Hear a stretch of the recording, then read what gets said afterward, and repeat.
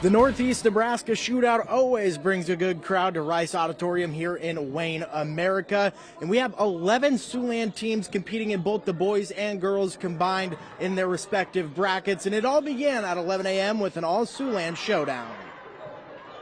The top team in C2, the Pender Lady Pendragons, looking to win the holiday tournament here in Wayne for the 4th straight season. They're up big on Laurel Concord Coleridge late in this one. Hadley Walsh cashes in from the corner to extend Pender's lead.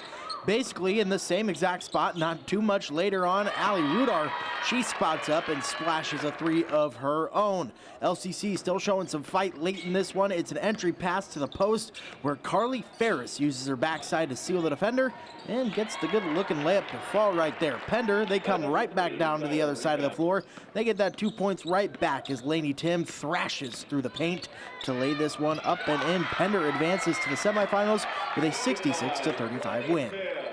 Now it's time for these two teams to square off in the boys bracket. Pender is 7-1 entering this game. LCC at 3-3. Very early on in this one, it's the Xander Welsh show. He scores the first 7 points for the Pendragons, including this triple as the shot clock expires.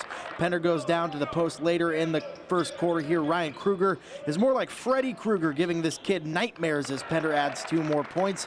LCC still trying to get on the board, and some good ball movement and patience pays off here as Talon Carson frees up on the cut. That's a nice little layup. The Pendragons come back on the other end of the court here in search of a bucket, and the first shot offline, but Welsh does the dirty work down low to get the board and the bucket and the foul. Pender goes on to win this game 49-25. Back to the girls bracket. Omaha, Concordia, and Pierce squaring off. The winner of this one gets to play Pender on Tuesday. The Mustangs from Omaha, they strike first in this one as Grace Samuelson uses the backboard to bank in this close range bucket.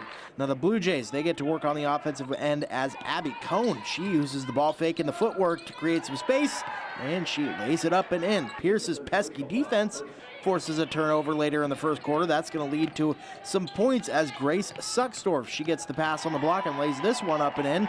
Blue Jays working with it on the baseline, inbounds this time. A precise pass to Cohn gives her a good look at this one. It goes in. Pierce holding the lead. They go on to win this one 52-38. Same two teams duking it out in the boys bracket. Omaha Concordia opens up this game with a fast 5-0 lead, capped off by this triple from Elliott McCafferty. Now Pierce, they're still not on the board yet. That's until this dime off a sideline inbounds that leads to a wide open Ryder Tyson layup.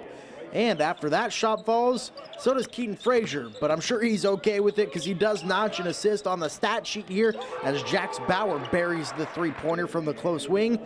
Bauer not done getting buckets here in the first quarter. He does some bully ball down low later on, and he gets this layup to go. Pierce wins this one 48-44.